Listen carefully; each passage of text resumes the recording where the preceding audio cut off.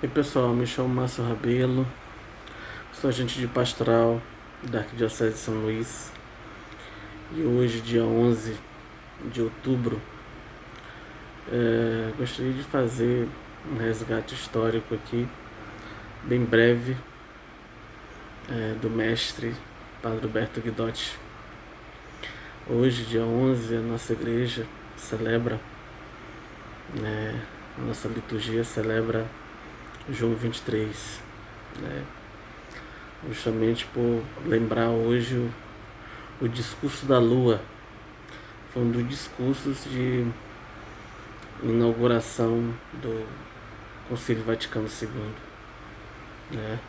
O Papa bom, João 23, o Papa da transição, mas um homem que revolucionou a igreja.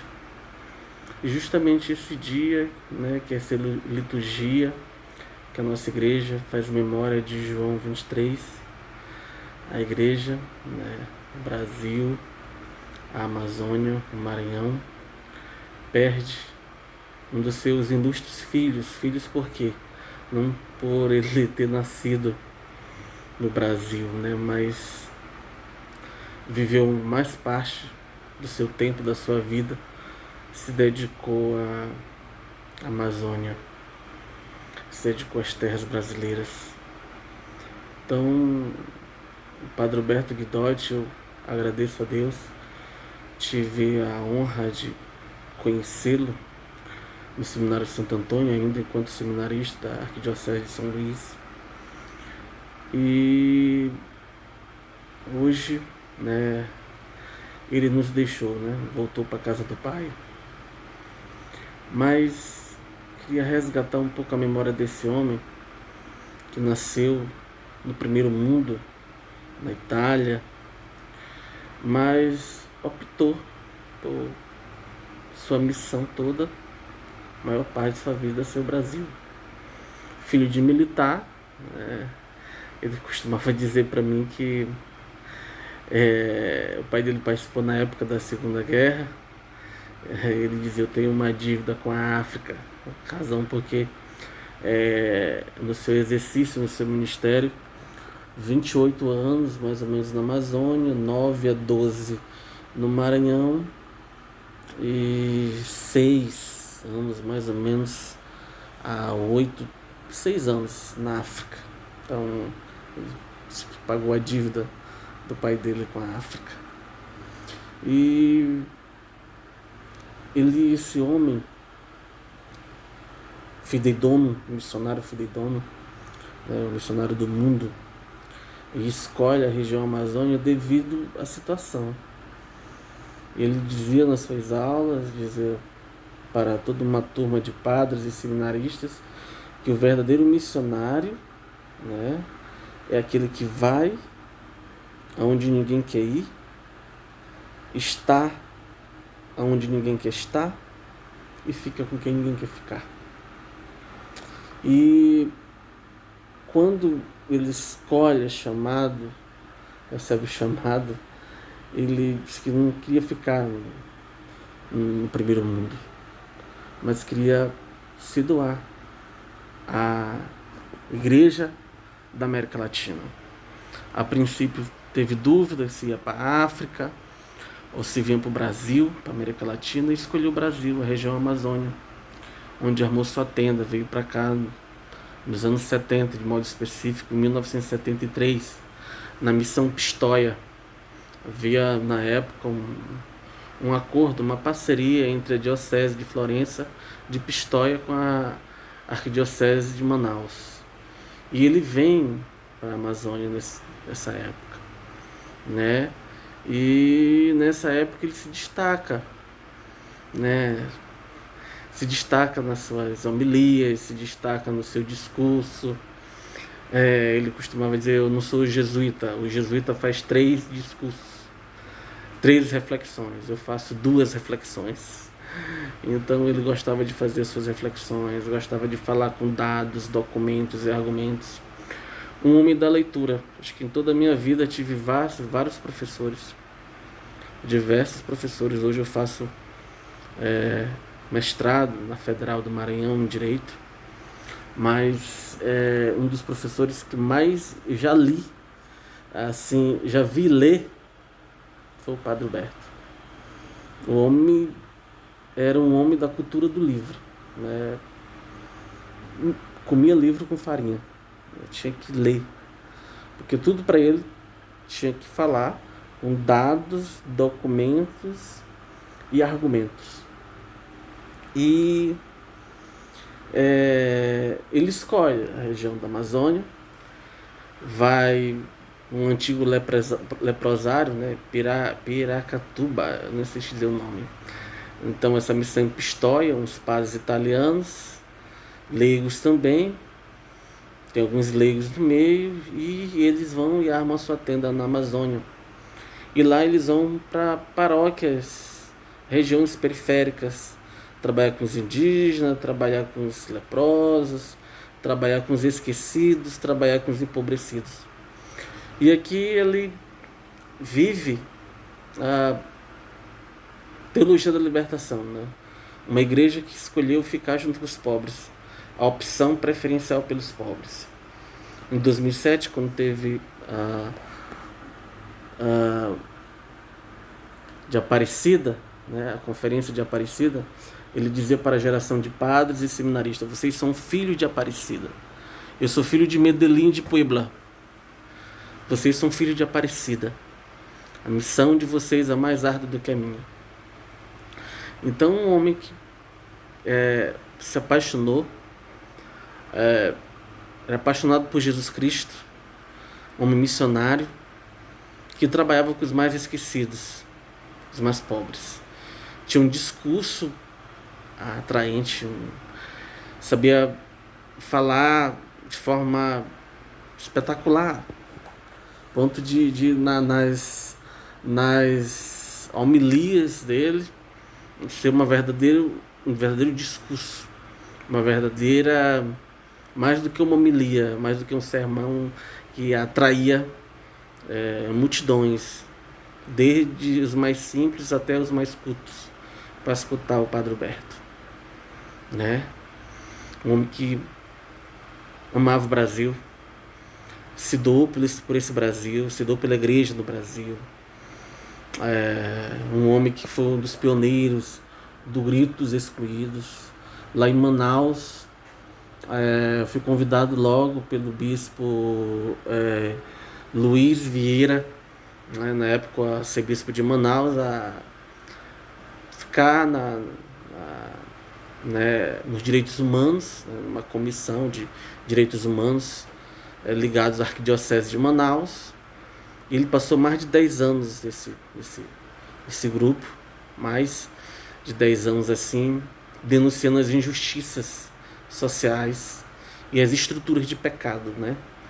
Gostava da doutrina social da igreja, dizia que nós, como leigos, e principalmente os padres, deixam a doutrina social da igreja, né? Prefere muitas vezes a liturgia do que a doutrina social da igreja, e não separar vida e fé e ética, né? Foi um dos grandes padres a levar a ética para a política, dizer que a política é a raiz, é a principal base de tudo, mas uma política sem ética é uma política defasada. Então, a política tem que estar casada com a ética. Levou também um dos grandes incentivadores do movimento Fé e Política, né? A fé não pode estar distante da política. Eu, como cristão, eu tenho que ser inserido no mundo. A igreja tem que dialogar com o mundo, inserida no mundo. Então, um homem que tinha uma cultura, um homem de cultura, um homem da leitura, um homem do meio dos pobres, um homem que sabia dialogar com os mais empobrecidos, um homem que gostava da farinha, um homem que gostava da castanha. Sempre eu ficava às vezes preocupado com ele no seminário, perguntava: Padre Alberto, o senhor já tomou café, o senhor já almoçou? Às vezes o almoço e a janta dele era castanha do caju. Gostava demais da farinha, farinha e da castanha. Então, esse homem, um homem que quem conheceu é uma honra, E em Manaus fez uma verdadeira revolução social e cultural, né? Deixou um grande legado na Igreja da Amazônia. Depois foi convidado por Dom Xavier e principalmente por Dom Franco, da Diocese de Balsas, a vir para Balsas em 2002, 2003, mais ou menos, no início do novo milênio. Quando veio para Balsas, logo se destacou como professor no IESMA, professor de Ética e Política e da Doutrina Social da Igreja, professor de Bioética também. Também foi professor dos Evangelhos Sinóticos. E um homem da leitura, um homem que admirava a teologia da libertação, que admirava a leitura popular da Bíblia, que se doou pelos pobres. E ele fala, quando ele era seminarista, ele viveu ainda o contexto do Concílio Vaticano II, ele disse que ficava admirado quando o bispo dele disse assim: vai ajudar os bispos que vêm da América Latina, que vêm da África. Aí ele disse para o bispo dele, isso nos anos 60, como eu vou diferenciar os bispos que vêm da América Latina, que vêm da África, com o que vêm da Europa? Aqueles bispos que tu vê, tem um secretário, esse não vem da América Latina nem da África, mas aquele que tu vê carregando a maleta, esse é um bispo que vem da América Latina. Ele ajudou os bispos que iam para o Concílio Vaticano II, aí já começa a diferenciação, optou pela essa igreja pobre. E hoje ele nos deixa, né? Nos deixa e volta para a casa do Pai. Então, poderia passar horas aqui falando do Padre Alberto, mas queria só refletir um pouco, falar um pouco dele, né? Do mestre.